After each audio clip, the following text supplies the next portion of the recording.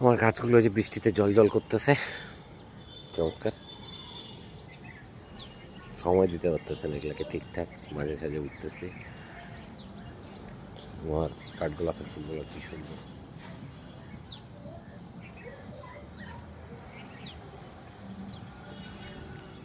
আমার এই মরিচটার নাম জানা নেই, এই যে গাছের পাতাও কালো, মরিচগুলোও কালো কালো।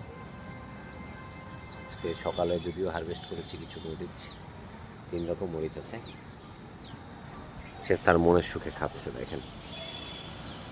দেখানোর চেষ্টা করি আপনাদেরকে একটু।